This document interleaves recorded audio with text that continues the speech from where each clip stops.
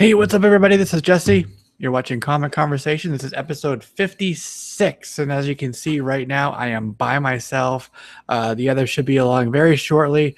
I do want to apologize for the delay. I'm sure you guys know I am in Florida, so I'm getting ready for Hurricane Irma. Should be here very soon. There's a lot. It's all in the news. You know, everybody's out in the streets being crazy. Let me know if you guys can hear me in the chat. Hopefully, it's set up to where you can, and that it doesn't sound too crazy. You know, get the new mic, so I'm still kind of getting the feel for it. So hopefully, y'all can hear me. What's up, Jose? How you doing? Let me give a couple of shout outs here. We got Comically Flawed. Adam, glad to have you with us. Really appreciate it. Awesome. Thank you for that feedback on the mic sound. NES Master 80. Yeah. Glad to have you with us, dude. Jack Joe is here as well. We also have Deadpoolica Instagram. Still hurricane proofing. Yes. Yes, I am. And actually, you can see behind me, I'm up on the second floor.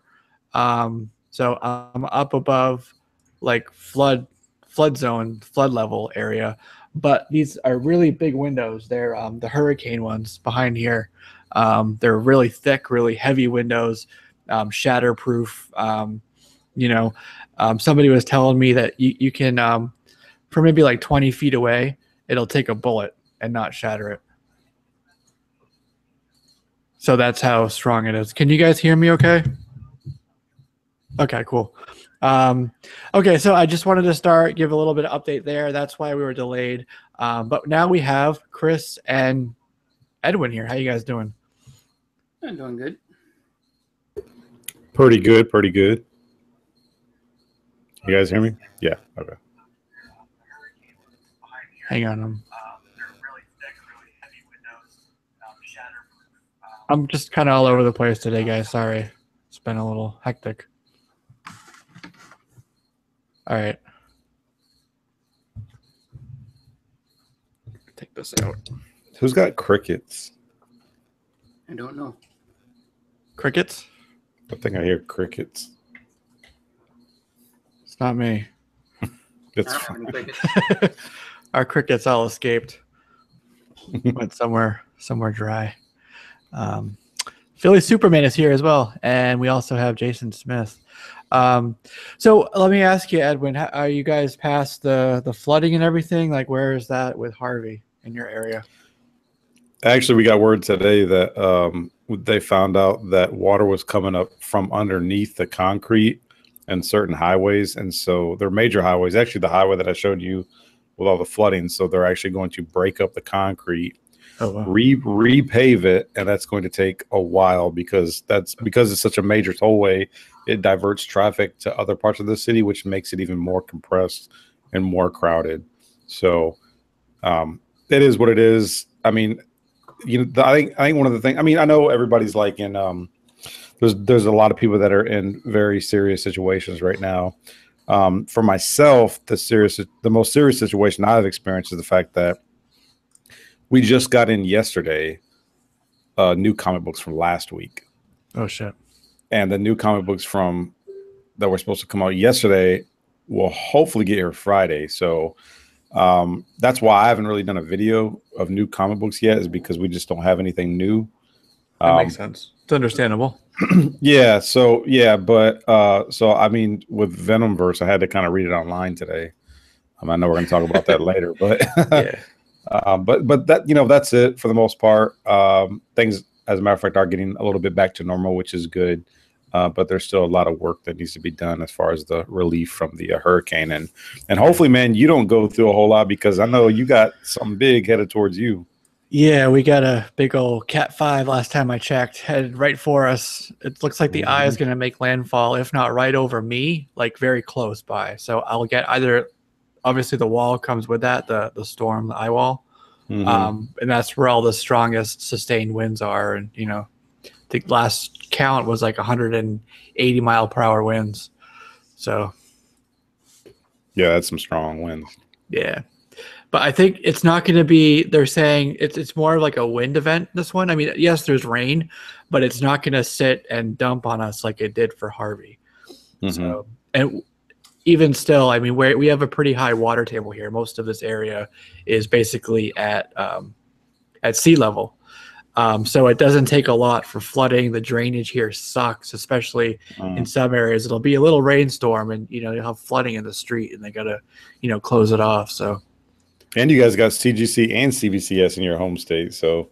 Yeah. And we're actually going to talk about that a little bit later, something, with CBCS. They put out an announcement about it, which I thought, we'll get to that. I don't want to get ahead of myself, but yeah, they're over in the Tampa area. So. There's that. I'm going to go put some lights on. If you guys want to do your updates for everybody, tell the people what you've been doing since last Thursday.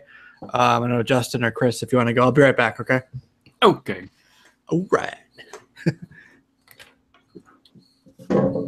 I read a whole bunch of books.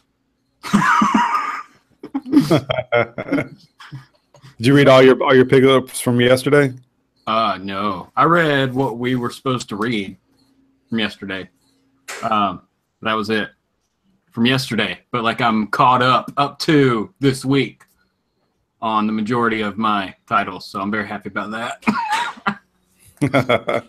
You get behind, man. It's easy to get behind on titles, man. Like you'll push I don't want to read that one this week. There's nothing going on. Nobody's going to talk about it. I'll wait. And then all of a sudden that title you're like 4 issues behind on, Mm-hmm. I finally got caught up with Detective Comics. I was like 20-something issues behind. Yeah, you burned through those. I got all through them. And I didn't start the new storyline. What is that? 460, 43 or whatever. The one where I guess Batman is trying to learn magic. I guess he wants to bring back Robin or something like that. So from Zatanna? Red Robin. Yeah, from Zatanna, yeah. The real Robin. Yeah. Timmy. The only Robin to not give up or die the title, die having the title. Like he was just kind of shooed into a different name. Yeah, which I thought was stupid.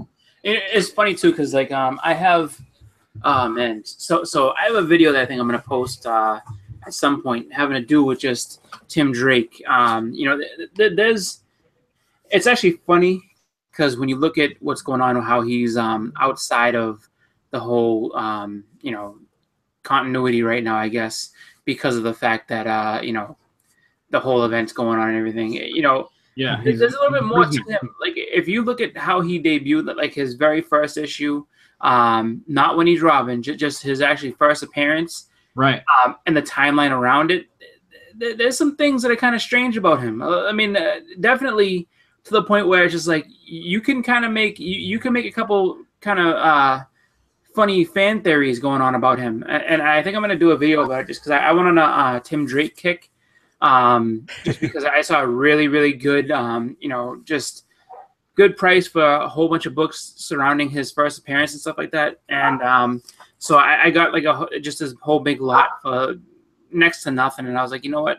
I'm going to check this out. So I started reading about him, just his first appearances and stuff. And it's just like, it's pretty interesting about him. And then, especially he was in there for what, about 10 issues or something, right? Before the issue where he jumped in to go save Batman. Well, so he was in there for a good amount of time, and then on top of that, the issue that we all see as being his first issue, actually as Robin, isn't really his first issue as Robin. Right. He donned the suit before that, and then Batman was like, what are you doing? He's just like, oh no, he's like, I can't do this. I don't want to embarrass anybody. Basically, that was Tim Drake's thing, man. Is he wanted it so bad, and then he didn't want it at the same time. Damian Wayne did that too. He put on the suit, and then Robin was like, "No, you can't take that off." He just tried it on. Yeah, but it goes. I don't want to give it away because then that kind of ruins my whole video idea. But there's little more to him than meets the eye, though. I think some people would be surprised when you think about his whole just where he started from. I mean, and that's the best I can say about it. Like where he started. And when you see, started from the bottom, now he's here. Well, not even just so much that. It's just, his very first appearance takes place at a pretty big event in the whole Batman history. And it's just like, when you look at it, it's just like, oh, so he was there at that point. Interesting. And then it goes. He's always been there, He was always there.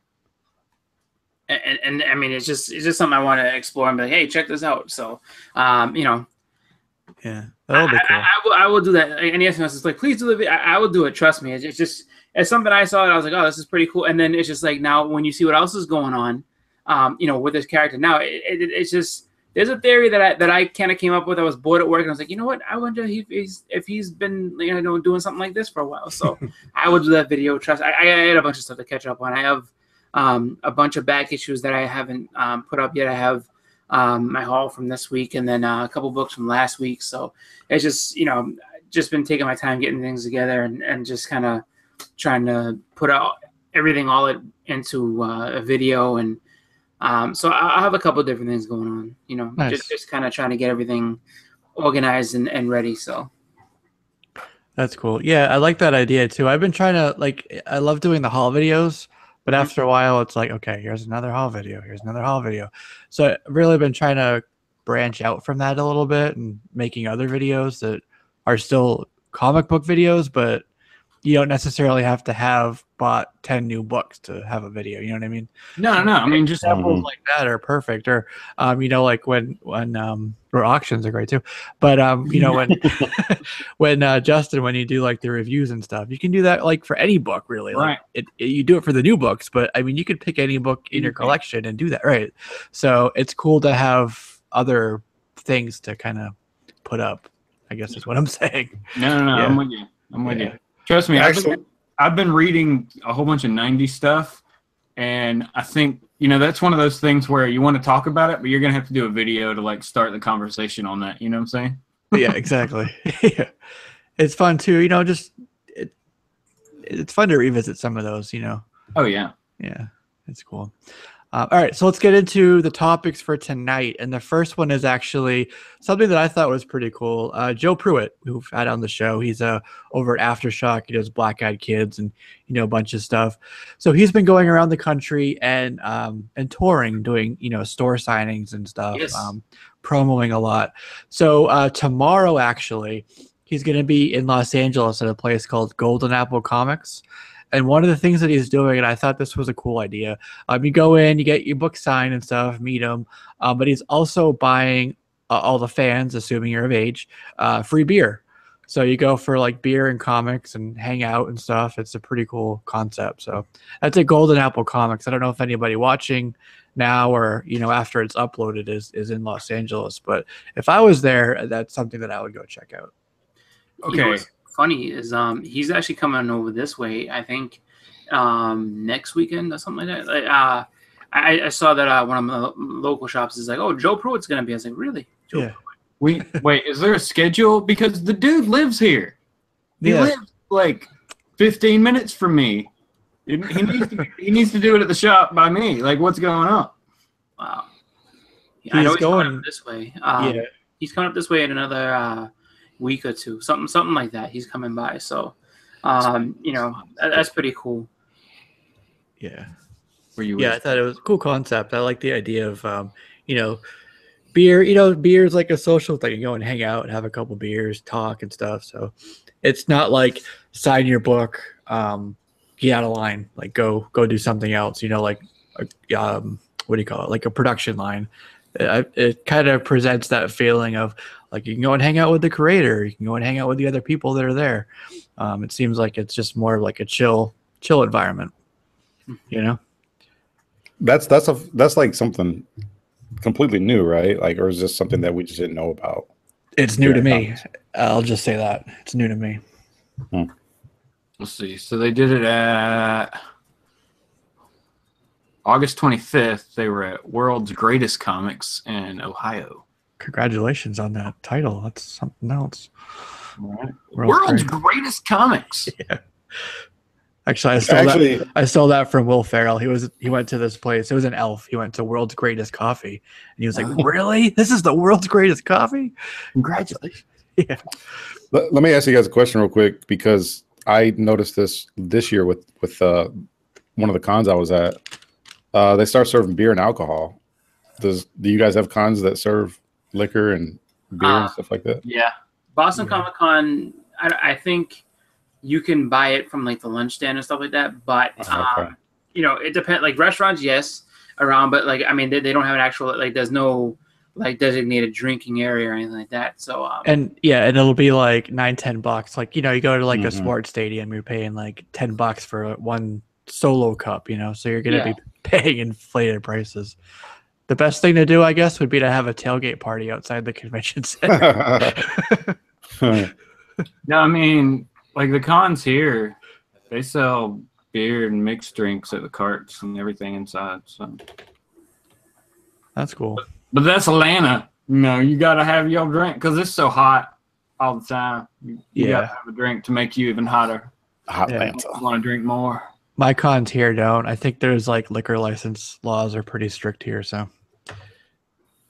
Or beer license. I don't know what they need, but they need. There's one place that I go to, one of my LCSs, they do like smoothies and stuff. And they were building, and it took like a year to get all of the food and beverage licensing and all the like code stuff for that up. And there's a lot to that to add that in there, you know. So I don't know what added layers the beer and liquor would have, but I imagine it would be too much for someone in my area to do. But all right, so let's move on to what was the next thing on the list. Star Wars. Do you guys watch Rebels? I haven't seen it. I haven't seen it in a while. I know it's a good show. It's pretty cool. I know that they're on to. I guess this is the final season. Mm-hmm. It's the final season, 4th season. It's starting on October 16th, which is I think a Monday. And in my area, it's going to be like at 9:00. It'll be on Disney XD, but you'll also be able to have it if you have the XD app. I don't know how you would, but you'll be able to watch it on that.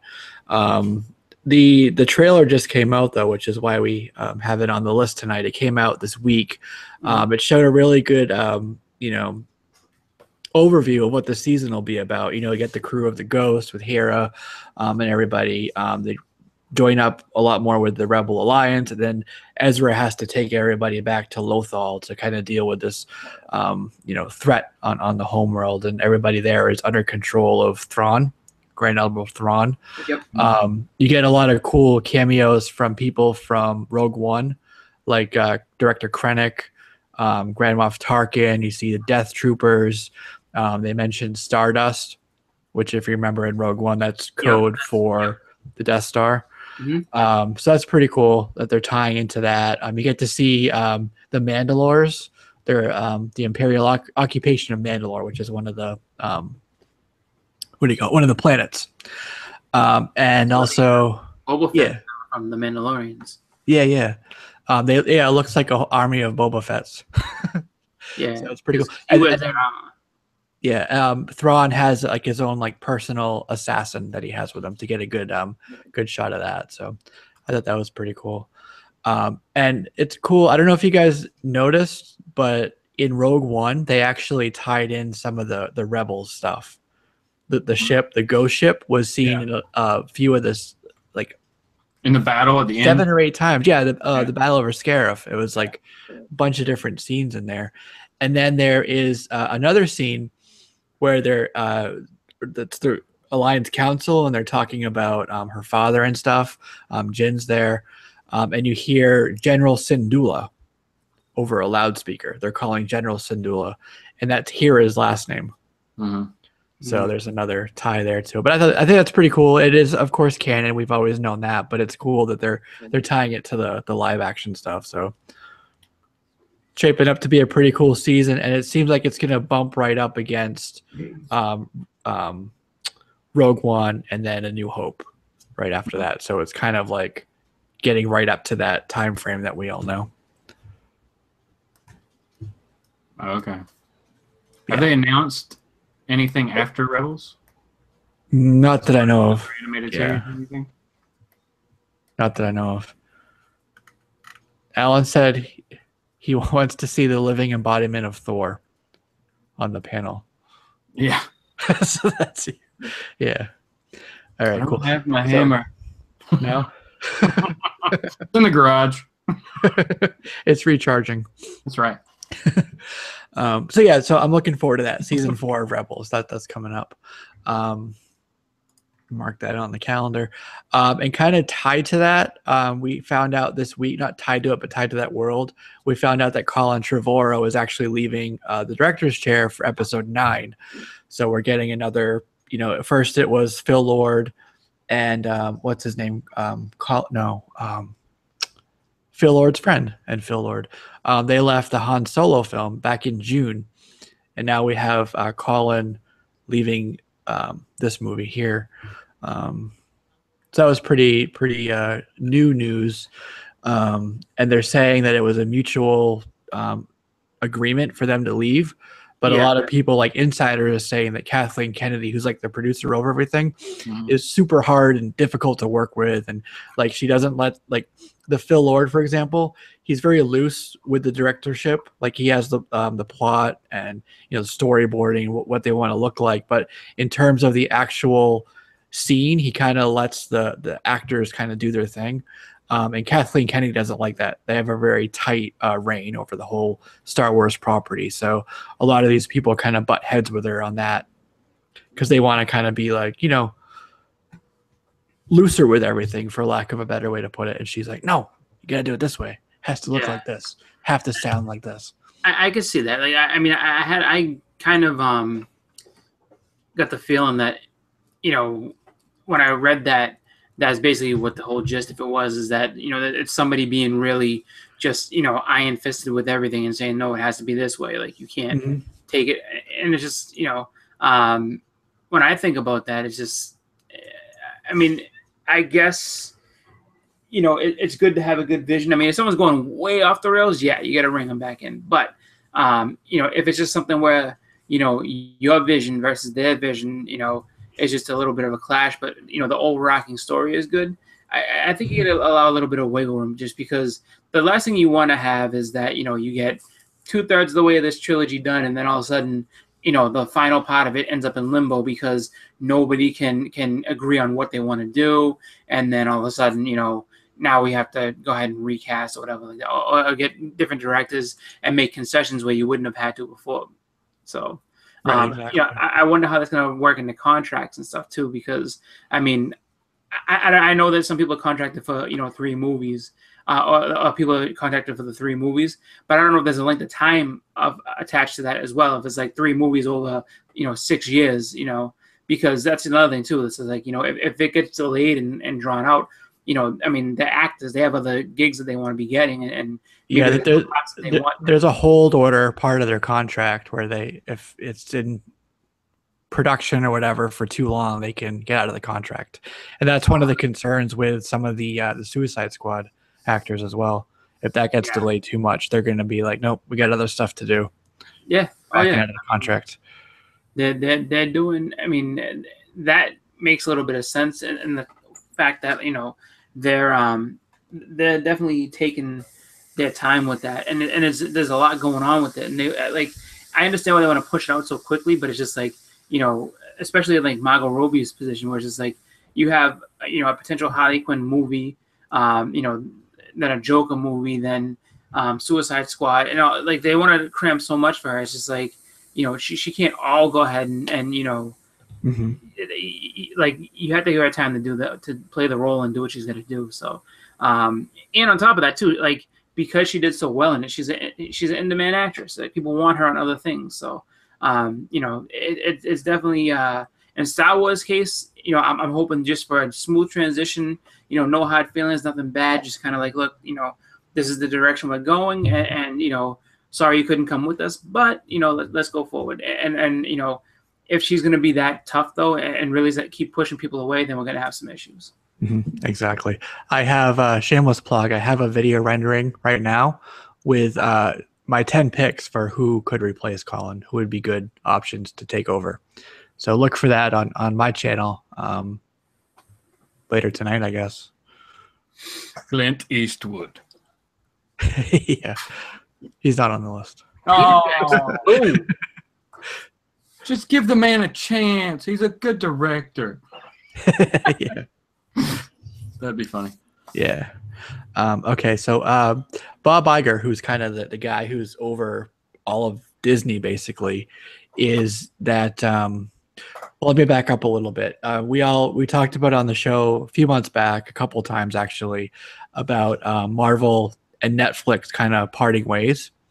Yep. And at the time, the only thing kind of known about it was that they were taking like the Pixar type of stuff, or like the classic movies from the vault, and taking that over to starting in 2019 their own streaming service.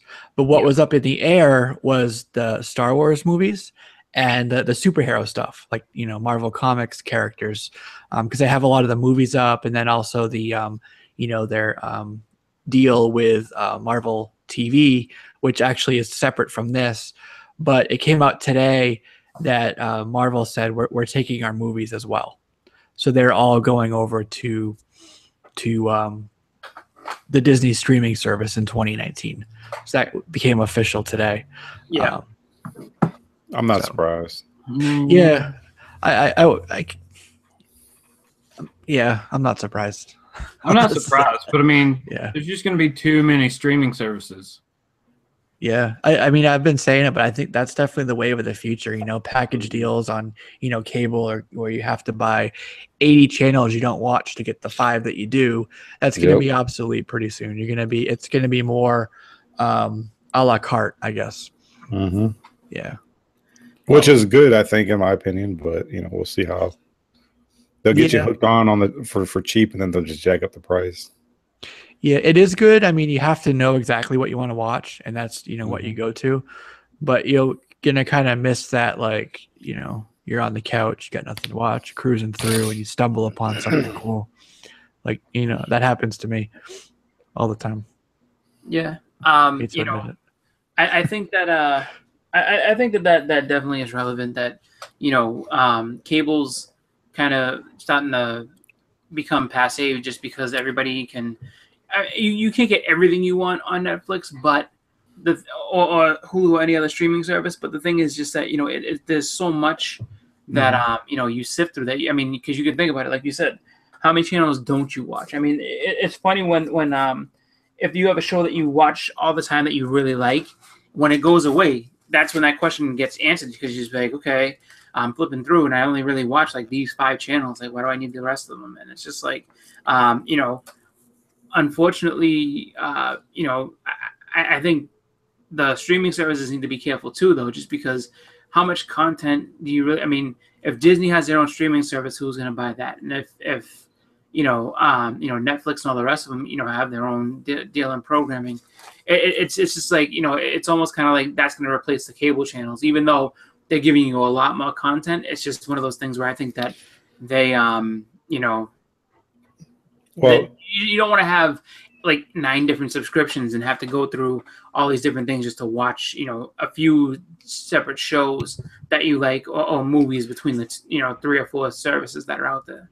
Yeah, one thing that I think would be annoying is you're in one app, like you're in Hulu, you can't find something, so you got to come out of that app, and then you got to go over to Netflix, and then you can't find something, so you got to come out of that app, and then you got to go to HBO, you know, so that coming in and out there is not going to be like a seamless sort of thing. Well, yeah, but your devices, your devices, they're already starting to do 2 apps at one time.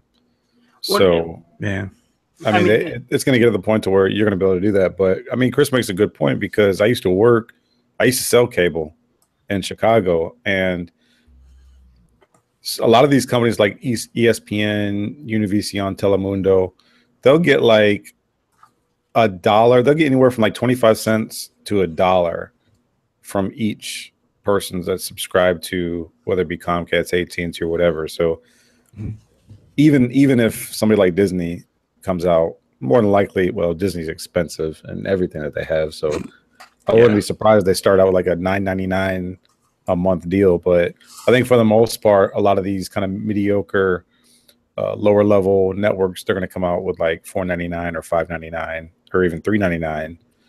Subscriptions, and I think that's what you're going to see the start of. I think Disney will probably have like tiered subscriptions, probably, where you can buy just like a subscription for kids, where it's just like the Disney movies, you know. Yeah. That'd be a good idea. Mm-hmm. I think it's good timing too. But go ahead. No, I just said you're welcome, Disney. Yeah. That idea will cost you. I think by 2019 we'll have a pretty good idea of what works and what doesn't for those streamings, and especially kind of with CBS with their new streaming service, right? The whole thing with Star Trek Discovery and having added content around it. I think that's a awesome test bed for any network that's considering this type of thing. So I think that Disney and everybody else will be watching very closely to see how this show does, and that will help determine kind of where they move forward from there. I think like they're really going to be watching that week following the 24th, and seeing like what the subscription rate is leading up to that date and what the viewership is right after that. Exactly. Right. Yeah. Like with TV, they do like the day, and then they do ratings like +1 and then ratings +3. So they go out a day and then out 3 days to see like rewatch time, DVR time, who watched like the encore. And that gives them a much better idea of who watched it versus like that one time when it first premiered, Yeah. So. Yeah. All right. I mean, it's like you said, way with the future. Whether people like it or not, it's just kind of one of those things you have to get used to, I guess, because that's just how everything's gonna go as far as television is concerned. So, yeah. Chris. Yes. You have the next topic. This was your baby. Toys R Us is filing for, I think it's Chapter 11. They hired some consultants to do some restructuring for them. So what will happen with them? They're about $400 million in the hole right now. And basically, yeah, like you said, like they've got some lawyers there to try to go ahead and restructure and basically try to see if they can buy them enough time to get to the holiday season and see if they can recoup back that money and basically get themselves back afloat again. But I mean, the true real bad part about that is that even if they do, I mean, this may be the last final holiday season you have with Toys R Us. I don't know how they're going to recoup that. I mean, if they recoup the money, fine, but then going through the year again, it's just like, are they going to lose out again? And the thing about it is that, I mean, as collectors, I guess on the one hand, it's kind of it's bittersweet because, as with anything that's filing bankruptcy, they have those deep discounts because they have to get rid of everything. And at this point in time, there's no suitor or buyer to try to pick up the name.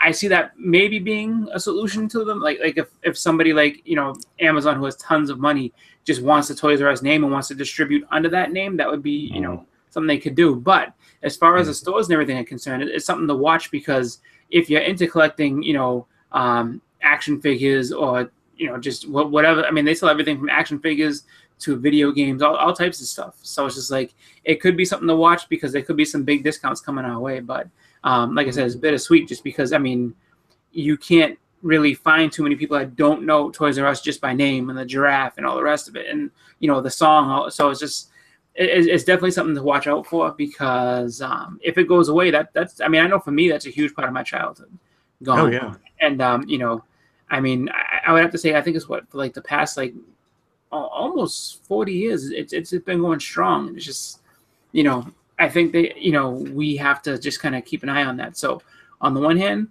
could be great, could be, some really great sales. Oh, I picked up all, entire, Marvel Selects line for, $10. But that's the last time you're going to see that at that store. Yeah. Funko Pops are going to be the first thing to go, just like Jesse said. You think Funko Pops will go first? I think dude, it's the only place you can get the X-23. Yeah, For exactly. real? It's Bam. Toys R Us exclusive. Bam. Yeah. But then I think the craziest part about it too is just like what the timing of it, just because of the fact it's just before holidays. So I do wonder what happens if they get told no, you can't. Like we just can't take that type of hit.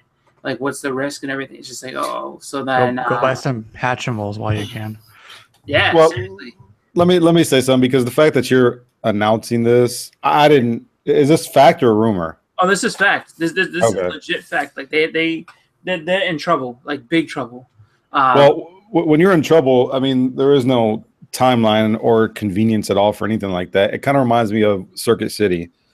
Like Circuit City was a big electronics brand, or not brand, but retailer, and they announced that they couldn't find anybody to buy their brand, and they just went under. So if this is out, this is scary for Toys R Us. But then I look back on the days of Best Buy having their CDs from 5 years ago at $17.99. Nobody was buying that crap. And I look back and I still go into Toys R Us occasionally, but man, Toys R Us is expensive, man. Like some of the same stuff I see in Toys R Us, it's like $2 or $3 more there than if I went to Walmart. And I mean, what could I get in Toys R Us that I couldn't get 80% of in like a Walmart or, you know, Target or anywhere else? X23. Besides that, you know, that's why I said 80%, you know, Yeah. 80, 90% of everything you're going to find somewhere else. Yeah. the thing about it is that with Walmart, I think the difference would be selection, not so much exclusive selection, but just selection in general. Because while they do have a toy and game department, it's not as extensive as what you're going to see in like a Toys R Us or something like that. But see, like, if you've been into a Toys R Us lately, though, Toys R Us, like from the time I was a kid till now, is a completely it's different changed. store. Like the majority of the store is geared toward, you know, like infants, toddlers, ton of like learning toys and things like that. Your action figures and things that you would really think of like Toys R Us for having, you know, like action figures and guns and RC cars, Video are games. the back wall of the store. You know what I'm saying? And that's it. But I have noticed that, I don't know how it is in y'all's neck of the woods, but I'm not seeing too many Babies R Us and Toys R Us. They're more like just in the same building now They're separate instead of entities. separate. Yeah. Well, I mean, I wasn't gonna get too much into Babies, but Babies is the like subsidiary of you know, Toys R Us. So it's just like if that goes, so Toys R Us goes, then Babies R Us goes too. Which, I mean, being a new parent, that kind of sucks for me. But you know, I look at it all. It's just like, you know, I think for me, most of the shock comes from the fact that, you know, I mean, they went from being the biggest toy store in the world, where it's just like, how can you not? And then just the timing of it all, because when you were saying with Best Buy, I want to say Best Buy, not Best Buy, Circuit City. I think Circuit City died in the summer, which makes it a lot easier to kind of disperse things out and be like, all right, look, we're going to liquidate and get rid of all this stuff because there's no buyer and it's you know, the middle of June, like no one cares. Right now, I mean, we're just starting September. That literally, if they can hang on for 2.5 months and get to Black Friday, you know, that's when they'll make a bunch of money. But I mean, They need to lower their prices, man. Their prices are still just too high. It's just $400 million though. That's I mean, I don't care how good of a Black Friday you have. Like it's just not going to handle it. Like I know A lot of money. that everybody wants to be like, oh, optimistic, but there's just no way. And then it makes me wonder too how much new product they're going to be able to order, being so behind as far as, you know, money's concerned. Well, not only that, but yeah, you might get through Black Friday and Christmas, but most of the time, retailers' lowest spending is in January and February, right after the holidays. So let's say that they make it through Black Friday, they got to struggle through those following next 2 months because Where they're not going to be making any money. They're not going to lower prices to bring more people, and what they're going to do is reduce operating costs. So they're talking about layoffs, store closings, that type of stuff. So a lot of people are going to be impacted. Restructuring to become profitable again. Yeah, lean and mean. That's what they need to do. That's what I think it's Payless is doing something similar. They're in a lot of trouble right now too. The shoe store. So they're going to be closing a lot of stores and just kind of streamlining their operation. So it makes I've heard sense. about that too. Yeah. Look at KB Toys. Remember KB? Oh yeah. Is there any around anymore? I mean, they're in every mall. Well, I mean, that's the thing is like Toys R Us is like the last bastion of the toy store. You know, there aren't any other ones anymore, or large chains anyway. It doesn't seem like. I remember my cousin and I would go into KB when they're still up and running, like maybe 7-8 years ago. We'd still see like PS1 games for $50. I'm like, what are they doing? But Walmart, you can see that too. Like I've seen I think it was like college football 2009 for like $55. I was like, dude, that's a PlayStation 2 game. And on top of that, you want top college, like all these guys. Some of the guys that were in the game are retired from the NFL now. Like, what are you talking about? Retro, man. It's still in the package. That reminds me of going to like Barnes and Noble, and you go to the music section, and the CDs are like $25-$30. Like, really? Yeah. Go to Walmart and get that for $15.99. Yeah. $12.99. Speaking of Amazon, which, $9.99. Right. Speaking of which, while we're on the toy kick, affordable auction number 6, if I'm not mistaken, this Sunday over at Strictly Comics, 6 p.m. Eastern instead of 7 p.m. I'm going to try something new. Got a bunch of toys, Marvel toys, DC toys, stuff like that. Crap, the rest. Liquidation sale. Are we gonna get a preview on Instagram? If I can get my new books, I'll you can always get them on Instagram. But if I get my new books, I'll do like a haul and show a bunch of toys and stuff. Oh, okay. It'd be cool to see. All right, I like to check out the Instagram before the auction. The gram. So I can decide what I gotta go for. There you go. No, those are fun though. I like your auctions. Just like being in the chat, it's fun. Yeah, appreciate it. Getting that gram. We gotta have a JLS auction one day, right? All 4 of us just auction my books. I'll be, what are you doing? All our stuff. How'd you get in my house to get these? Okay, so next thing we have, you guys remember way back in New 52, Justice League issue 40 was a big to do with the Darkseid War and Darkseid's daughter Grail. Yeah, appearing, right? There was big hype at the time. Yep. And then everybody was like, what happened? Like, did that just fall off the wayside? But she's actually coming back. She's going to be in Wonder Woman 34, issue 34. So I don't know. Did you guys hold on to your Justice League 40s, or did you sell them? Or no, I still got my New 52. Yeah. Nope. So is that I haven't had 40. I think I had 41. Yeah, I was just getting them. I was randomly getting them at that time, or was, in the lead up hype to the Darkseid War, which I just thought was cool. I mean, come on, they all got superpower or god powers. It was pretty cool. Yeah, didn't was it Batman become like Metron? Yep, he got the chair, man. That's right. Yeah, and then Lex Luthor was basically Darkseid. Yes, he became like the ruler of Apocalypse after that crap. Yeah. Yeah. Sean Anderson, how you doing, man? He said that the Alex Garner variant for Justice League 40 is the one to have, and I think there's also a combo for that. You remember the combos they were doing? I think it had like a digital copy in it. They would have like a little like combo thing in the corner of the cover. So anyways, my point is I think there's like 3 different covers at least for it. And then there should be a newsstand. Oh, 4, that's right. There is a Magic Mike variant for that. Yeah, we don't need that one. Yeah. Cool story though. But I like the idea that this character is coming back. Was that Justice League 40 her first appearance? No. Pretty sure it was 40. It may have been a cameo and then her first full in 41. I didn't know if she existed pre New 52 also. No. Oh. Yeah. So that happens with, characters. They'll just kind of like, they'll try them out. They'll die off for a while and then come back and everyone's surprised. Hey, Splash Page. Splash. Yeah, I put up a video today with some tips on like how to protect books from, hurricanes and stuff. And somebody put in the comments that Splash Page had done something really great as well and offered some of his tips in the comments. So I got to go look for his video. Sure, he's got some good suggestions in there.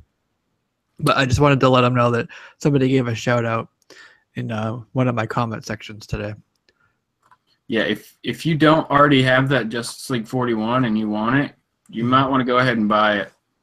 Because anybody who has in the title first appearance of Grail has upped the price. Anybody who doesn't have that in the title, it's still like a normal priced book, like $8 or less, but it's above that if Grail's in the title.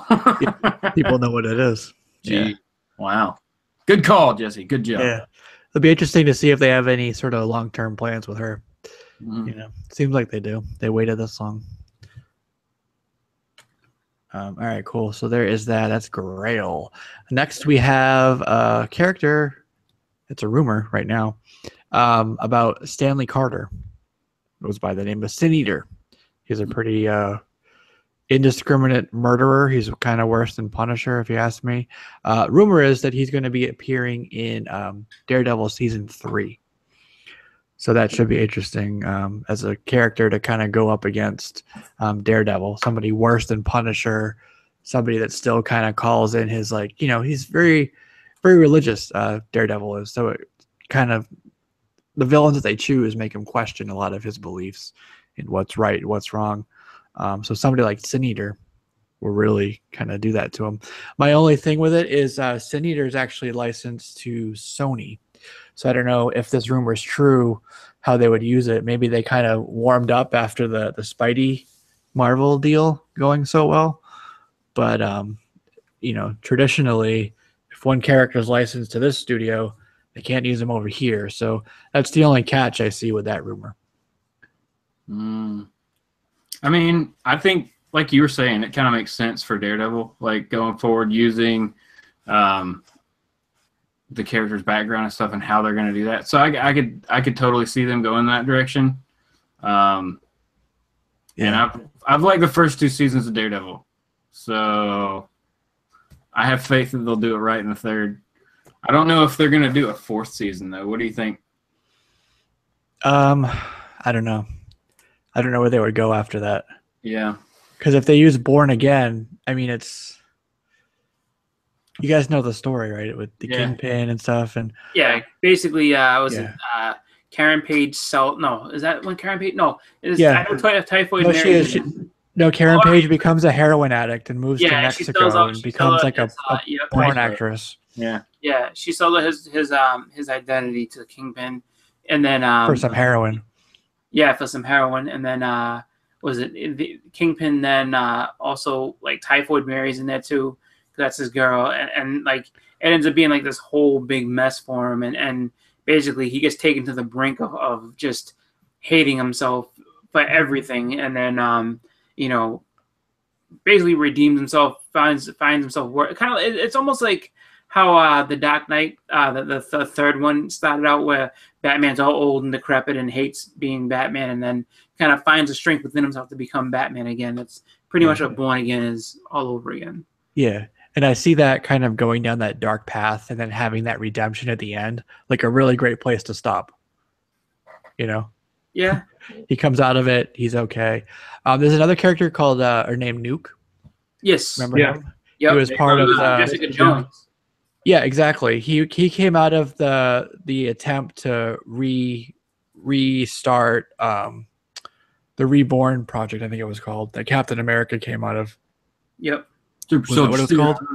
Or Project Reborn? I don't know. He came out of that restarting of that. And then Captain America shows up in the story as well. So they were talking about characters that could potentially show up, heroes. And if they stick anywhere sort of close to the original story, that would mean Captain America has to show up. Chris Evans showing up on a Netflix show. That would be super cool. I don't know. Get some news. Crazy. Yeah. So they were looking, the casting call said somebody aged 28 to 35, between 5'9" and 6'1", open ethnicity, athletic. So the character, describing the character, an athletic but socially awkward FBI agent, needs structure and rules to suppress the darkness inside himself, responsible and resourceful with a hair trigger attempt, and he'll be a series regular. And everybody's saying that the only person that can describe is Stanley Carter, the Sin Eater. So, you know, I wonder if it's, I mean, it could be, which would be, I mean, it'd be kind of cool, but it's just one of those things where I guess when we speculate so hard that like, oh, it's got to be this guy, and then sometimes they kind of throw you a curveball. I'm like, yeah, no, it's not him. Somebody different, completely different. That kind of matches. Like imagine, all right, so you start thinking, oh, it's a Cine, there has to be this guy, and all of a sudden it's like, no, it's actually the Hood. You're like, what? Why? How? And then they just change up the story to fit, just the FBI part of things, and just like so the Hood, outside of being this like basically magical gangster that runs in the street with like magical guns, also was in the FBI and kind of worked his way through and became this other. So you never know. I just definitely think that just kind of something to keep an eye on, but don't fully attach until you get more clues to know exactly who it is. Mm-hmm. We need more clues. That's right. Have Sure, we'll get them soon. Huh? Okay, so what would you guys think of in the DC universe having John Cena versus The Rock? The new rumor is that John Cena is one of the front runners to play Shazam, along with Josh Sass. He was in Gallivant. So those are kind of the two front runners. That would mean if they do Shazam versus Black Adam, it would be Cena versus The Rock. Could you imagine what that would do in wrestling? I mean, no, they already did it in WrestleMania. The Rock won, and then what's his name? John Cena won. But I think that it works out because if they wanted to do that, you have two guys that know each other that you can actually you don't have to do too much to choreograph the scene, and because they're both professional wrestlers, they can be kind of rough and make it believable. That actually I think would be a great on-screen fight. Yeah, because wrestling is pretty believable. I think it would work. I mean, The Rock's a really good actor. Like, The Rock has been solid in most everything I've seen him, even like his non-action flicks, where he's probably been better. The Rock doesn't care what you think, you jabroni. Well, he should. I mean, it's very important. But no, I mean, I think he's pretty good. Cena's like, he's John Cena, but then again, Shazam's always kind of goofy, so that could work, Yeah. And just for the built-in fact that, I mean, think about it. How many millions of wrestling fans would go see that movie? Oh, of course. Like, I mean, that if you're they would make money on that thing. Yeah, if you're DC, you have to look at it and be like, all right, tap into the wrestling fans. And then on top of that, too, it's just like you can cross-promote really easy, where it's just like now you work a storyline between those two, and then, it just ends up being like, you basically cross-promote, make money both ways, and then, everybody's happy so long as the movie comes off good. So I think the choice to have Cena as Shazam is a good one. Like that's one thing I will think that would be, from a standpoint of everybody knows who the both of them are. They're both big and they can, have like I said, believable fight scene and everything like that. I think that's a good choice. But I mean, Cena's acting chops have been kind of up and down, but I think he's coming along though. I think that, with something like this where he can feel a little bit more comfortable, I think he would do a good job. Mm-hmm. And I think talking about crossover, I'm pretty sure that they would give Rock a WrestleMania shot. He'd go back and make some appearances. Oh, yeah, like right before that movie came out? Oh, yeah, him and Cena would be fighting for the championship again or something like that. Title shot. Yeah. Those two guys would get sick of seeing each other. They'd be together so much. What has Cena been on? Because I haven't really seen him act. He's been in a lot of small roles. He was in that Amy Schumer movie. He was in the other one. The 12 one with the rounds, was it? Something like that. 13 rounds. Because I see him on this reality show that's going on right now. I forget what it's called. True Grit. Yeah, that's his. Yeah. True Grit. Yeah. He was also on. He was also in. What's that stupid one? What's that stupid one? He's in the new what was that movie, Stepdads or something like that? Stepdad, that's the one. Yeah, he was the end of Stepdads. He's in the second one now. I just saw a preview for that yesterday, wasn't he? You what? All right, I'm gonna IMDb him. John Cena. Well, he's been in like some Daddy's Home. Yeah. I mean, his first movie was The Marine. Yeah, that's what I was thinking of. Yeah. And he's in like The Wall or something like that. Yeah. Yeah, like he's been in a bunch of different like. Fred, the movie. I don't know what that is. No one does. Oh, no, he was in 12 Rounds also. Oh, okay. He was in the Marine in 06, and then in 09, he was in 12 Rounds. Yeah. Not much. He was in Trainwreck. Didn't see that. Is that the Amy Schumer one? Yes. I don't know. Is it? Yep. I haven't seen it either. I've seen his scene, or a couple of his scenes in the movie, but I have not seen the movie. Oh. He was in Sisters with Tina Fey and Amy Poehler. Yeah. That's a comedy. His name was Pazuzu. That's funny. Okay. All right. So let's move on to the next thing. The next thing is another rumor. Rumor mill. Rumor mill is turning again. And that is that there's going to be a Spideyverse spin-off movie about Nightwatch, who, according to Edwin, is a what? I'm sorry. James threw me off. He's What was the question? He's a Spawn ripoff. Oh, Yeah. Nightwatch. Oh, yeah. See, there you go. And apparently, Spike Lee is tapped to direct the movie. What? Yeah, Well, he did a good job with Inside Man. That was a cool movie. yeah, But I don't know, man. No. yeah. No. A lot of people are scooping up those Web 97s, but I think it's 99. 99. I gotta admit, man, for the longest time, I was watching. There was an original art from Web of Spider-Man number 100, and it had a really nice, almost full splash page of Nightwatch. And I was gonna grab it just because of all this rumor, because this was rumored to have. And somebody had mentioned the main character without his costume to possibly have appeared in Homecoming, but that never happened. And I was gonna snatch it up, but somebody already grabbed it with a buy it now. But I don't know, man. I just don't know if Nightwatch is going to take off. The only thing I could think of is if it does, could Todd McFarlane sue Marvel for basically ripping him off? Yeah, I think this particular thing is just a rumor that's not going to go anywhere. Yeah, I think you're right. Yeah, I don't see it happening. There's plenty of other. If it did happen, it would be like 2025. You know, there's plenty of other movies ahead of this to do. I think my comment stands that I made on Facebook about this shit, and I said, "This is just some jerk sitting there that works in the movie department at some place, being like, you know what? I work for this website. Let me go ahead and just say, guess who's gonna be in the movie? Random '90s villain is gonna be there." And so it's just like, So I'm sorry, like if you buy into that, it's perfectly fine. Do what you want to do, but I mean. Literally, that book was in the dollar bins.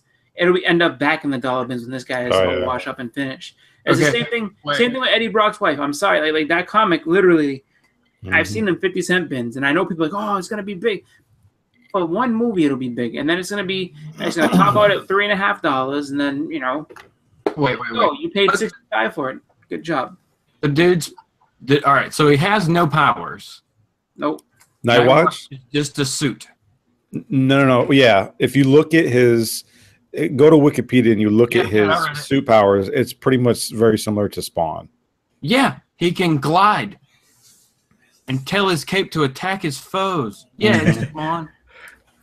He just doesn't have chains. That's it. It had chains. Spawn. He needs a violator, like a little sidekick. Is the main character black too, or is he white? I don't know. Be curious to know. Does anybody in the chat have Nightwatch? Can they let us know? I do not have any Nightwatch appearances that I am aware of. I can grab mine in a minute and see if I can see him in there. But then you got to wonder if if like he takes off his mask, And then He must at some point. Burned up. If he's burned up, then at that point you have no choice but to sue if you're Todd McFarlane. But if he's if he's got like a big scar on his face, you might be able to get away with that. But if he's charred or burned or disfigured beyond recognition, then that's going to be the if I was Todd's lawyer, I'd be like, you need to sue these guys. Yeah, that would be too much. The likeness would be too close at that point. Yeah. All right. So the next thing I wanted to talk about, since we're talking about, characters and stuff, is Weapon H. Totally Awesome Hulk 22 came out. That book has been hot. That book is on fire. I happened to get mine for cover price, which is awesome, but you're looking at a good like $40-$50 easy if you go to eBay. And that kind of crept up on people. That sort of let's face it, who reads Totally Awesome Hulk?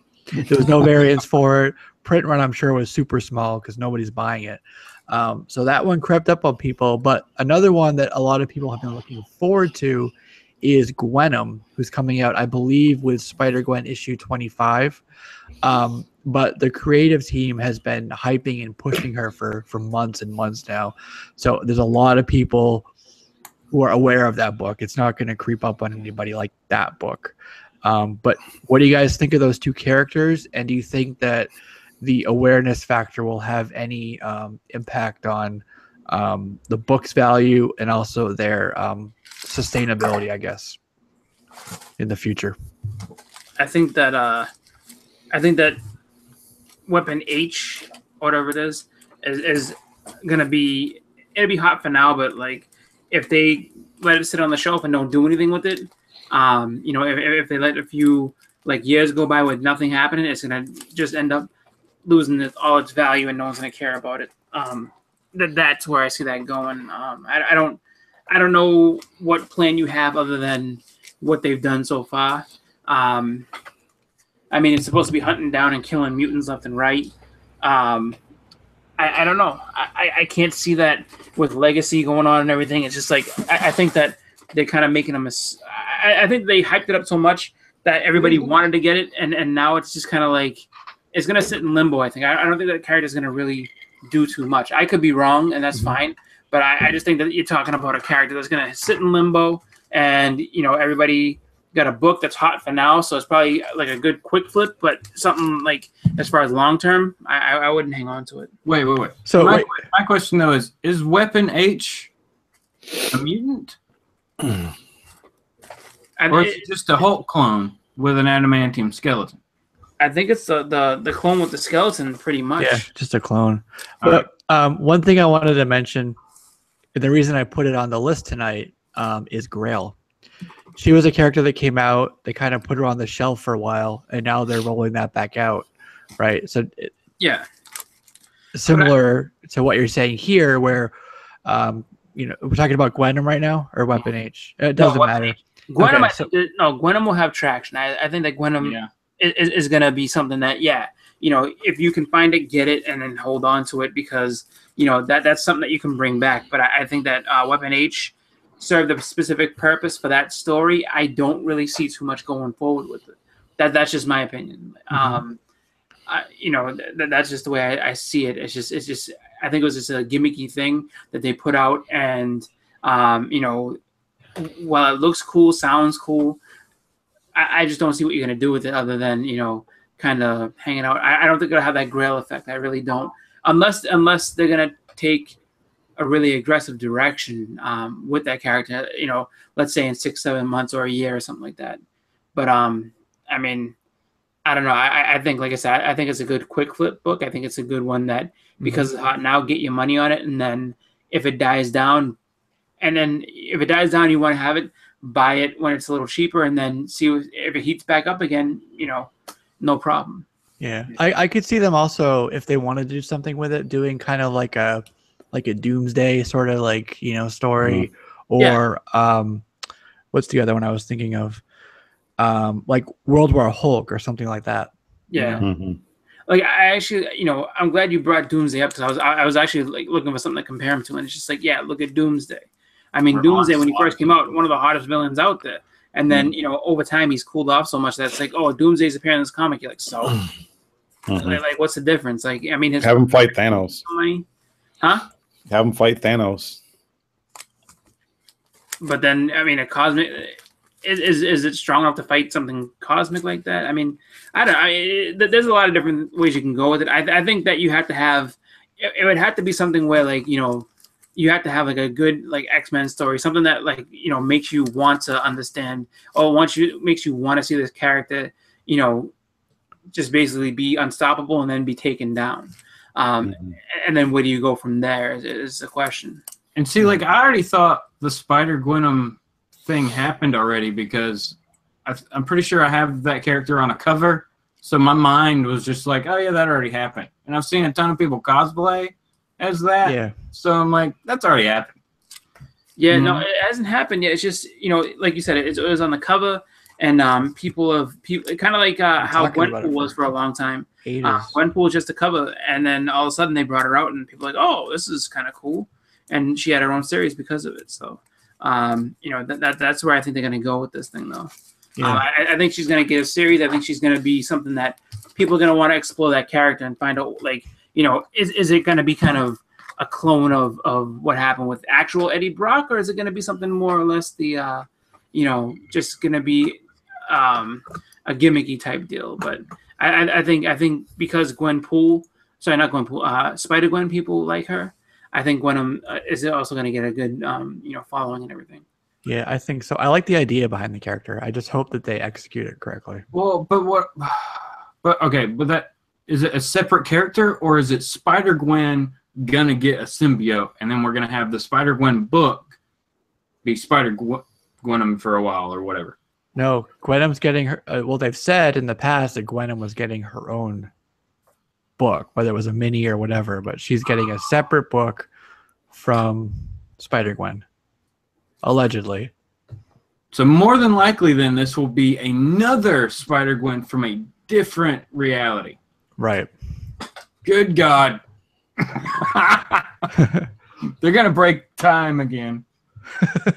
Well, you know, they have to do something to put it together, because I guess with all the backlash that's happened with the retailers and everything, you know, there's a lot that Marvel has to answer for right now. So, you know, with the whole Secret Empire not going over as well as they had hoped, you know, they kind of need they need to do something to win people back. So, I mean, I would hope that they, you know, at least try to tighten up their continuity a little more, and just have something compelling that people want to stick with. Or else we're going to end up seeing, you know, just kind of there's going to be a lonely time for Marvel. That's the best I can tell you. Yeah. All right, cool. So we have a report from King of the Golden State. Tom Brady just came out on the field as Gwen Stacy. Oh, he's trying to mess with me. He's been messing with you, man. Yeah. He's been throwing up all time. He said Garoppolo's out in the field. I'm like, yeah, on the bench maybe. He's not out there doing anything, though. No, he got that ACL tear. Garoppolo? All right, so let's move on to something in the title of this video, and that's some theories on who Mr. Oz could be. I believe we're going to find out next week, right? Is that when Oz Effect starts? I believe so. Yeah. So I have a few here. I'll run through who I have. But before everybody in the chat starts saying that I missed somebody, let me just run through what I have, and then y'all can go for it. Add to it, okay? Go for it. Kill it. Yeah. So I guess we can just tackle one at a time there. I guess we first saw Mr. Oz. It was back in, was it issue 32 from New 52? That was his first sort of appearance. And then he kind of took a step back, and we haven't really seen him. He only really became important again when we got the Rebirth one-shot. Right. And then I guess we're finally going to learn about him. Is it 9? I can't remember the number. I'm behind on my books, too. I think it's 987. Sounds right. Issue 987. And also, it was issue 940 of Detective that he captured Tim Drake. So bringing it back to what Chris was saying earlier. Yeah. That was a pretty cool scene. So some of the options for who he might be. The first one is that he's just a brand new character, somebody we've never seen before, right? Ever. Another option is that he is one of the monitors, like Anti-Monitor. Yeah, some of these are kind of out there, but I just want to present them as options. Okay. Okay. So I think it was Final Crisis Monitor was told by Over-Monitor to keep tabs on Earth. So some people are saying that maybe Anti-Monitor is Manhattan, right? I don't know because Yeah. No. I'm trying to remember what I was thinking. No, and then Oz. I'm getting to my thoughts all jumbled up here. So yeah, Over Monitor would be Dr. Manhattan. No, that's not right. I'm trying to remember what the theory was. Anyways, I don't believe that theory. I don't think he's a monitor. Another one, actually, I'll skip that one because I think that one's my favorite and the most obvious, really. But another one is that he is Superboy Prime. Could be. Prime, right, is somebody who's always trying to kind of fix what he thinks is broken. One of the things with Oz that we've seen is there's been some like eye color changes depending on where he appears, who's writing him, and that's something that happens with Superboy Prime, right? His eyes change over to, I think, red, and he has really intimate knowledge of the DC universe as well, just because he was trying to fix a lot of things. So that's an option. Another option is that he's Jonathan Kent, Pa Kent, not son. Yeah, I heard that. Yeah. He's always talking about how he, taught Clark how to get up when he was knocked down. I think that was a quote there. Yeah. And then something that supports this theory is Oz referring to Kansas. Wizard of Oz, Kansas. Mm-hmm. That's where they lived. So there's that theory. Another theory is, and this is just very flimsy, it's based on one thing, is that it's Booster Gold. Yeah, exactly. There are in Action 988, I think it is, he has some gauntlets on, time travel gauntlets, and they look a lot like Booster's pre-Flashpoint costume. So there's an option for you. Another option is that it's a pre-crisis Jor-El. Yes. Yeah, it was in 984, I think it was, for Action, that Jonathan was in the war suit. Jor-El was somebody that really knows the Kryptonian war suit, right? Oh man. So there's that. But based on that same theory is Lex Luthor, because Lex Luthor also has really intimate knowledge of the war suit. He used it in 701 towards the end of that run there. So Lex Luthor, I don't think so. Another option is that Oz is not just one person, but that he's multiple people that have been plucked from different periods in Clark's life, because Oz is kind of like back outside of the Speed Force and the time, so he can kind of like see everything kind of all at once. So instead of it being one person, and again it goes back to the eye color thing, that it would be Jor-El, Pa Kent, Jonathan Kent, and a future Jonathan Kent, the son. So kind of all as one. Another option is Connor Kent. Not Connor. All of them. Yeah, all of them. He kidnapped Tim Drake. He has ties to Prophecy and Doomsday as well. Like Tim and Connor were in Teen Titans together. They were good friends. Mm-hmm. Doomsday is kind of like what brought Connor in the first place, and it was Doomsday killing Superman that said to Cadmus to kind of like ramp up their cloning project. And then with Prophecy, Prophecy was hunting, if you remember, different versions of Superman, and it goes back to the whole clone thing. But all three of those people have ties to Connor Kent, so that's a theory. And then the next theory, the last theory that I have, and the most obvious, is Adrian Veidt, Ozymandias. So lots to unpack there, but what are your thoughts on that? I will say that I like, the theories that the ones I'd like to see play out would either be Jor-El, Superboy Prime, or the Jonathan Kent one. I really do think that Jor-El would be interesting, just because you don't see him in comics. You haven't seen him in any sort of storyline, in a long time. Superboy Prime becomes a really cool one as well, just because if you go back to, I think it's Infinite Crisis. Well, I think it was Infinite Crisis. There's a point where he goes rogue in the Countdown storyline, where it's just basically like Superman basically says straight out that like he doesn't think he can beat him.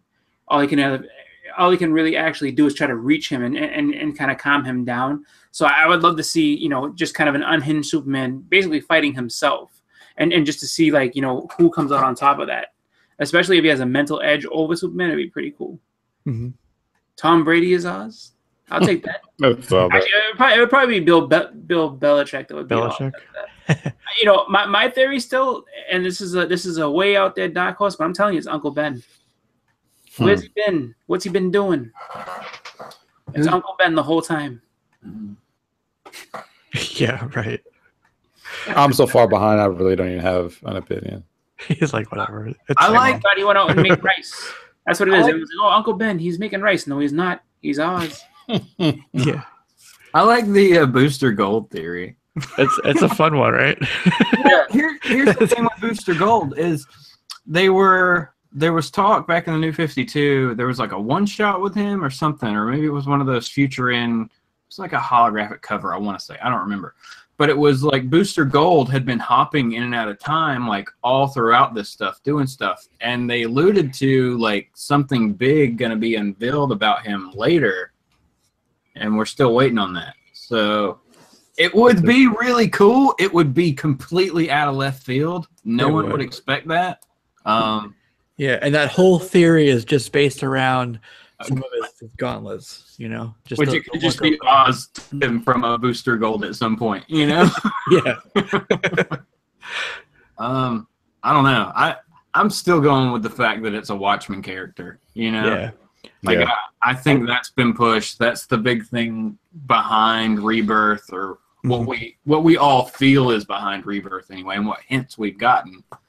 So I would still go with Ozymandias. If not, he's like a combination of characters or something, Mm-hmm. An amalgam, if you will.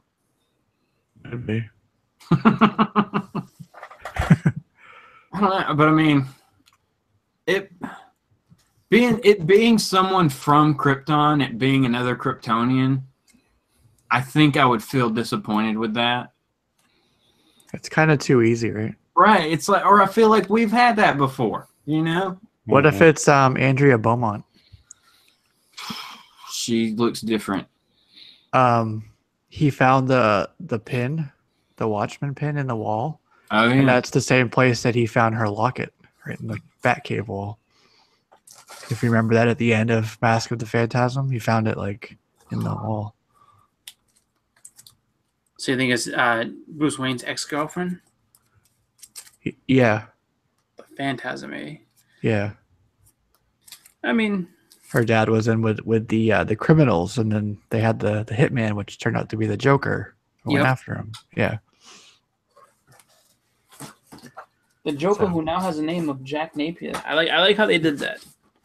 You don't need to complicate it. Let's just give him the name from the movie. Jack Nicholson gets a nod in the comic world. I like it. That's right. One of the 19 Jokers. There's only 3. Soon to be 20 once they have Leo. No, don't do it. Since we're talking about Joker, we might as well go over to Suicide Squad 2. Finally has a director, Gavin O'Connor. So that is shaping up to move forward a little bit more. So that's good. Yeah. I'm glad they have a director. I think that one could be fun. It's Suicide Squad, so expect new characters. Mm-hmm. I thought we were going to have Opie directing. They change all the time. All this stuff changes. The directors change, the actual movie changes, the plot changes, the release date changes. It's like every week we have to like correct ourselves on what we said last week. Do a retraction. I guess that's job security for us, right? Yep. Yeah. Hopefully it'll be a good movie. Yeah, there was a time when they were talking about Killer Frost taking over for Harley in that spot on the team, and they're like, no, it's gonna be her. Margot's coming back. I was gonna say, man, that would take a very big hit on the film if. I mean, think about all the Harley Quinn cosplayers you got out there. That would totally go against the film for Harley Quinn. I think it'd still be fine. There'd be like half the people at the cons. Yeah, I don't know, because I think that they boycott. Such a big following. Yeah. Like people just want to be Harley Quinn for no other reason that it's just popular to do so. I don't think that there's gonna be. I don't think it would take a hit. I think it would be. You still see the same stuff. It just would be like, oh, she's not in this movie. Fine, we'll put her in the next one. And I mean, she'll get her own standalone movie and all the rest of it. So it's just like, I think that character would survive with no problem through that. No, I'm not saying it wouldn't, or do we get a bunch of Killer Frost cosplayers? Probably. I haven't seen those yet. They'd be wearing like snow suits and skis. But then we're gonna hit the same thing of like people going, well, you've already got a Killer Frost on the TV. Why don't you just use the same person? Like Flash on the TV. Yep. No one cares about. Oh, you're not watching Flash then? I haven't seen. No, I haven't. I haven't seen Flash since season 1. I think. Yeah, like, I started watching it. I liked it, and then I just kind of fell off because I was watching it on Netflix, so it's just like there's no urgency for me to really go in there. Like, I gotta see it all. It's just like no, one week or weekend, I just be like, you know what? Let me just pop in and just check out some Flash when I get a chance. Yeah, I think the problem with Killer Frost is that she wears too much clothing. Probably. There you go. For cosplayers.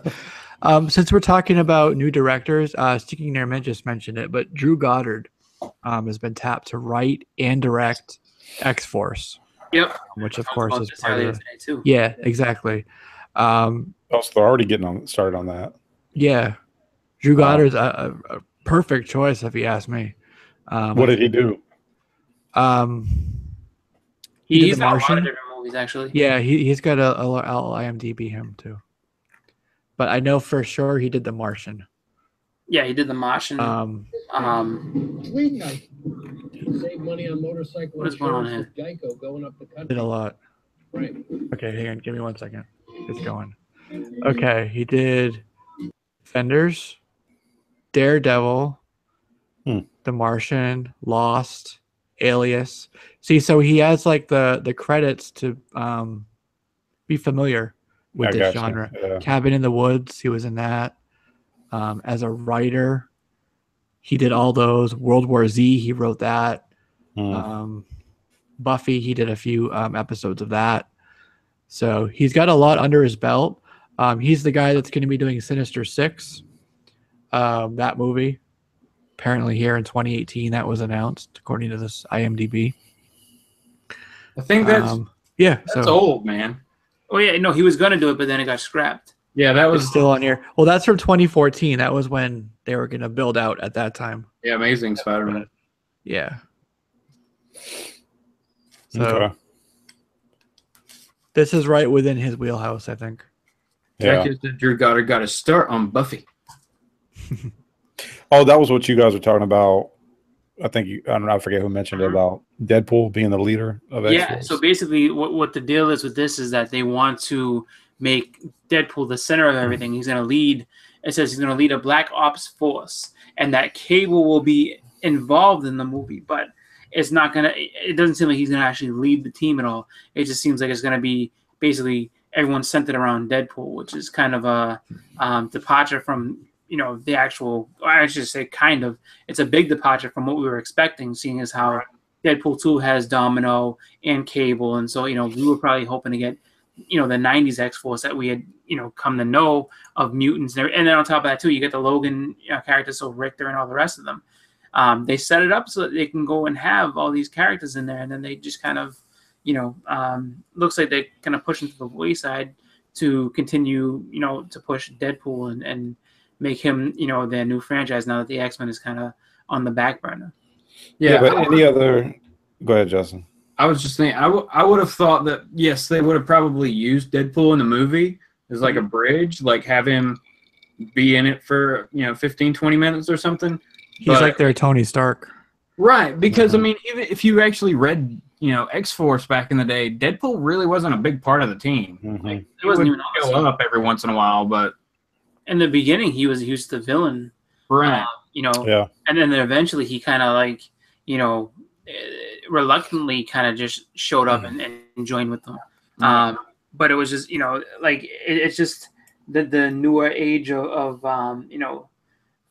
where you're saying, Fox's movie universe, Deadpool is their Tony Stark. So it's just like, they gotta try to put him in there as much as possible. I just think that it's kind of a mistake to put him in that kind of role for X-Force. Yeah. Well, that's what I was gonna say. His entire philosophy is just kill, murder, chaos, and exactly. If that's not the type of role he's gonna have, or the direction of the mission, or whatever the case, then yeah, he doesn't need to be leaning. No. But yeah, they go where the money is. Yeah, exactly. And that's the thing. They made so much money off of that first movie that, to deviate from Deadpool as a main character in any kind of movie having to deal with him is probably not even an option. Like, no, he has to be the focal point. Right. Even though we have other people there, he has to be it. Yeah, and I could be wrong, but that's why I say I don't see Ryan Reynolds allowing Josh Brolin to have a role that is equal or even overshadows Deadpool. I don't know. I think that he himself is more of a fan of getting that story told the correct way. Although I don't know how much influence he has over X-Force. Deadpool, he has a lot of influence, but X-Force might be just the studio being like, you know what, we're gonna do what we want to do. We know what makes money because we made a lot of money off of Deadpool, and that's what we're gonna do.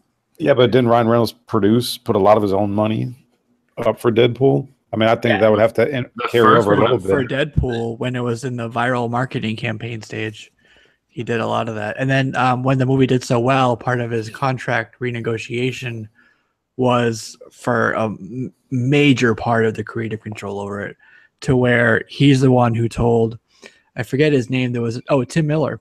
He basically told Tim Miller to leave because they weren't seeing eye to eye. So, all right, so let's move on to the next thing we have on the list, which is that CBCS is having some delays. So there's a couple parts to that. CGC uses Barex, which is a type of plastic polymer for their slabs, but CBCS uses what is it? PETG. It's a different one, and the manufacturer for that is in Houston, which is of course where Hurricane Harvey hit. So there's been a lot of delays. The plant, I'm sure, got shut down for a while.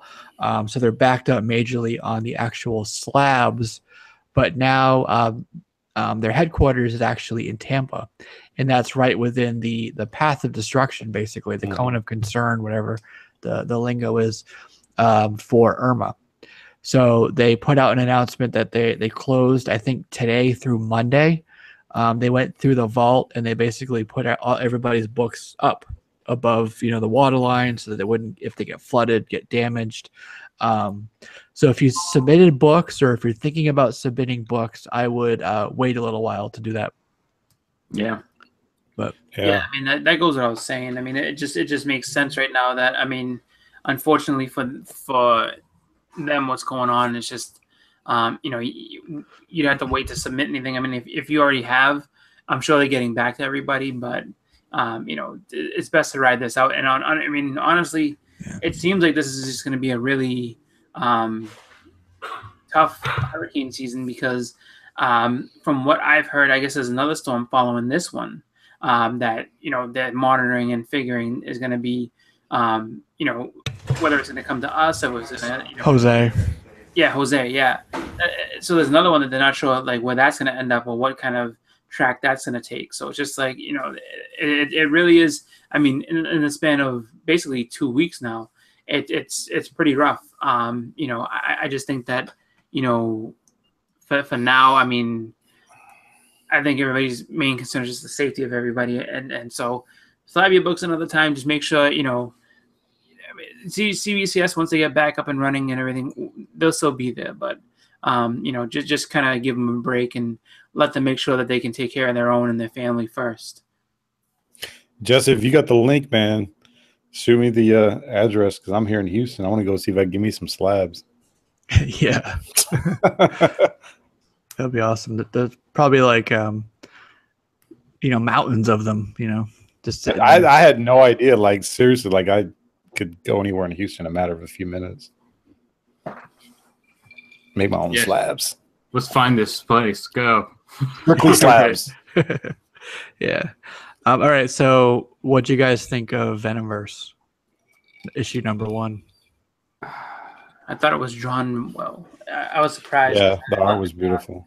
I went with you know, reservations as far as looking at how, you know, the new Venom was drawn. Like the covers were awesome, but then, you know, the interior sucked. So you know, this actually came off pretty good. They have kind of a couple twists in there that are pretty cool, but I guess if you like seeing Venomized characters, I mean, it's definitely no shortage of those. I mean, there's Venomized just about everybody in that book. There's Venomized X-23, Venomized, there's Venomized Ghost Rider, and I want to say whatever. So the Incredible Hulk looks kind of like Caliban a little bit, and I wasn't quite sure if he was. I was a little bit confused if he was Venomized or not, because he looked kind of like, I say, Caliban and Doomsday. He had like a bone face to him, and it was just like he's the bad guys. Okay.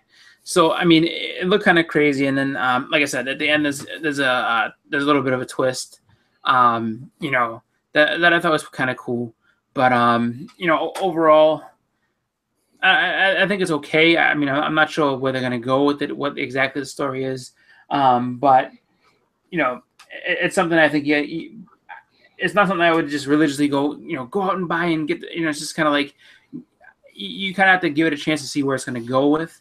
And then check it out. But art-wise, if you're a fan of the art style, it is a pretty book. I will give it that. Yeah, I thought it was good. I mean, it had familiar elements to it. I mean, you still saw Eddie Brock's ego a little bit, but at the same time, he's trying to be a hero. And then you also saw that continued like rivalry, I guess, between him and Spider-Man.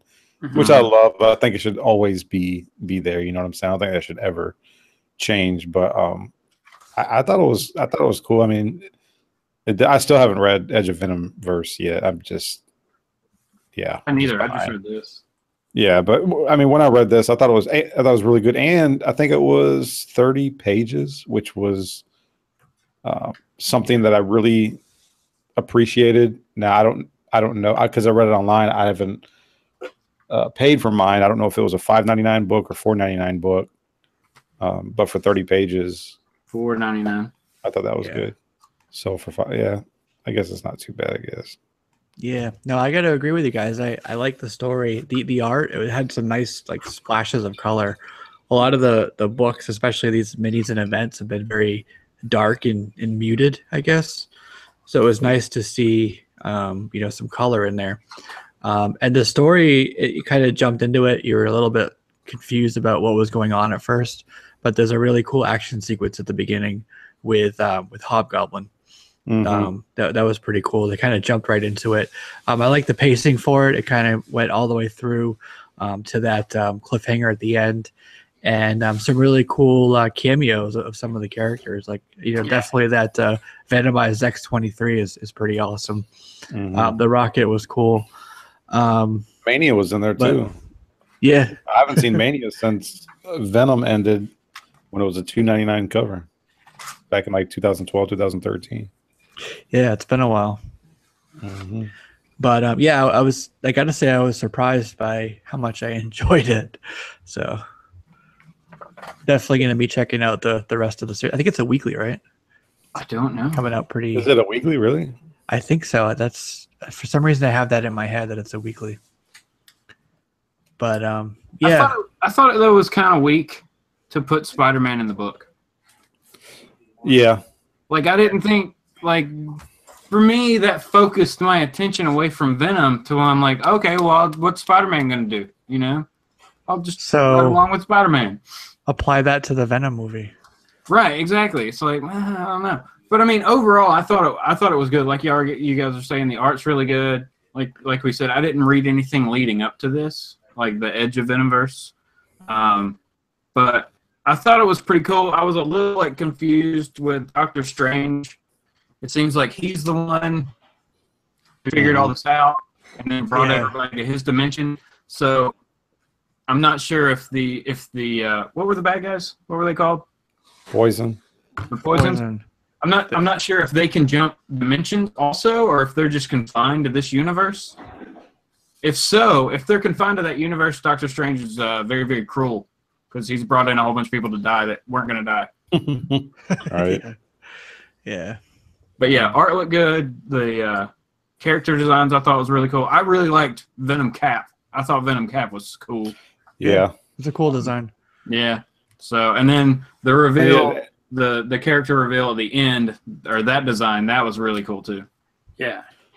And you had Agent Venom in there too. Yeah, man. I thought that. I was like, yeah, Flash Thompson's back. He had like two little panels, and then he was done. Yeah. He'll be Well, back. that was the thing, Seems is like that's part of the team. we got to see the team, but then the team had to split up, you know, so I wonder if we'll get like side stories of where each little group went and how they meet back up. Yeah. All right. So the question, that's the determining factor is, should people? It's $4.99. Should people go out and buy this week? Well, it's. I mean, if you're a Marvel fan, I would say there didn't come for me at least. There wasn't a ton of stuff that came out of Marvel that was like must have. So I would say if that's what if you're looking for something from Marvel, yeah, why not? I say give it a shot. Okay, cool. Yeah, it's definitely a Venom fan base book, in my opinion. You do get Captain America, a little bit of Guardians of the Galaxy, but if you're not a huge Venom fan, you might not care too much about this book. But if you are, you'll enjoy it. Yeah. Yeah, I would say the same thing. If you're not a big Venom fan, then no, there's no reason for you to really pick this one up. You got to be a symbiote fan to care about this story at all, really. Yeah. So one of those things. I'm interested in the story. Am I going to pick up issue 2? I don't know. I might just wait and get it in trade. Is this how many issues is this going to be? 6? Oh, okay. That's not 6, too bad. Soon to be 8. Mm-hmm. But, yeah, because it's definitely not a book if you're an X-23 fan or even a Wolverine fan. Right. You need to be a Spider-Man Venom fan. You know? And if you are, my thing is get this book. You'll like it. Yeah. Mm-hmm. Yeah. Oh, yeah. Definitely. Yeah.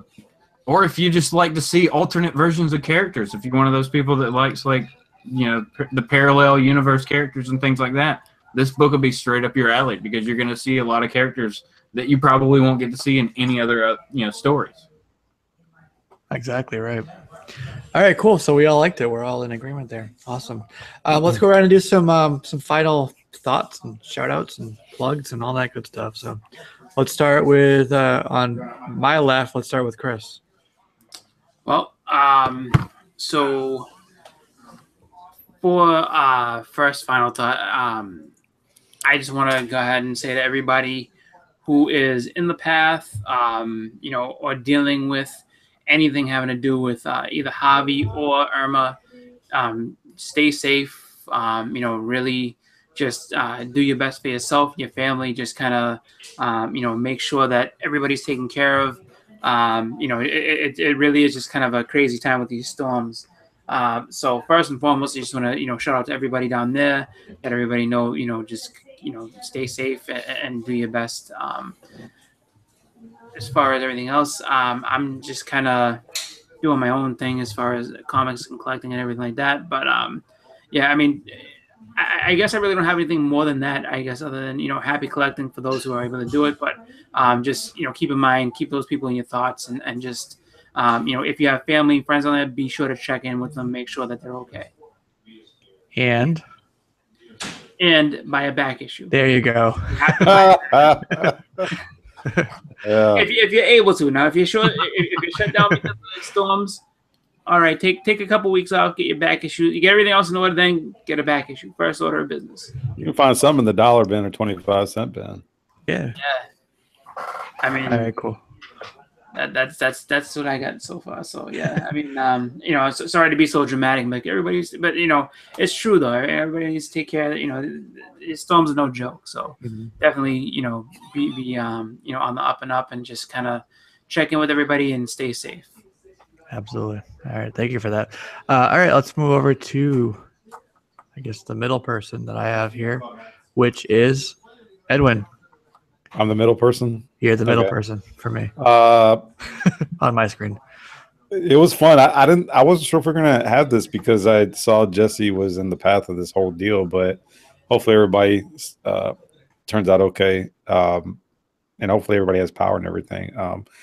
I don't really have a whole lot to say except just still trying to plug in my affordable auction number 6, which will be Sunday at 6 p.m. Eastern. I'm going to try something different with a few toys, but I also got some good books as always. And if anybody's watching, I got all your books being sent out within the next day or so. I'm still in the process of actually pressing a lot of them, which I know I didn't have to do, but that's just how I am. I don't feel comfortable sending some of those books out when I know I can get them in a much better condition. So thank you everybody for waiting patiently. You'll have your books soon. I promise. That's it. Awesome. All right. Jay, Justin. Yeah, man. Good show. A lot of fun topics tonight. I had a lot of fun. So yeah, thanks for everybody for showing up, especially you two guys that are in the path of distress and still in distress. Things of that sort. Thanks to everybody for showing up in the chat. That was a really, really awesome chat tonight too. But yeah, my haul will be up either later tonight or tomorrow. Got an announcement in the hall, so be aware of that. And then, of course, Sunday Morning Comics, my fun Sunday morning show every Sunday at 10 a.m. So come by and check that out. There will be some auction winnings being shown off in that this week. So Awesome. I'll do my best to be there. Can't guarantee it though. no, That's pretty much when we're going to be hit. So yeah, man, we will. Yeah, we're all going to be watching the news for you late that night. All right, thanks. Well, thanks to everybody for being here with us. This was episode 56. A lot of fun topics, a lot of great stuff in the chat too. Around Tom Brady and the things we were talking about as well. So that's always fun. We'll be back hopefully, God willing, next week, assuming everything. And I have internet, and I hear the police honking. Run, Jesse, run. Yeah. Oh shoot. Yeah. So that's it, guys. This is episode 56. Have a great weekend. Bye, everybody. See ya. Have a good one.